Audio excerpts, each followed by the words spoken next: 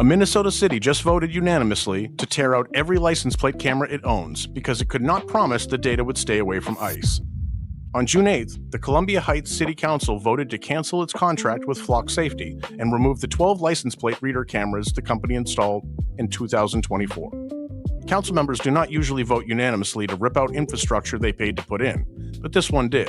The vote followed a May town hall where residents turned out to object, and their worry was very specific, that federal immigration agents could get at the data these cameras collect. Columbia Heights was not a city that ignored the issue. It had spent months tightening access. It restricted out-of-state data sharing in January, then statewide sharing in February.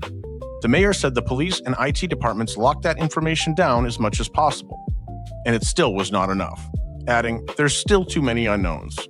The city saw heavy federal immigration enforcement over the winter, and the mayor wanted to be sure its own data was not helping target people. Flock's whole selling point to police is that the cameras are searchable across jurisdictions. Departments share data with agencies across the country. That data sharing is exactly what makes the data impossible to protect, and we have seen the workaround in action. Earlier this year, 404 Media documented police running immigration-related searches of Flock data in states where the law and Flock's own policy both forbid it. Columbia Heights is not alone. Cities across the country have paused or canceled Flock safety contracts over these same data sharing and federal access concerns.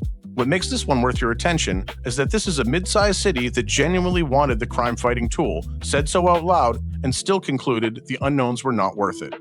If your town runs Flock, there's probably a council meeting in your future where this gets decided, and you should be in the room for it.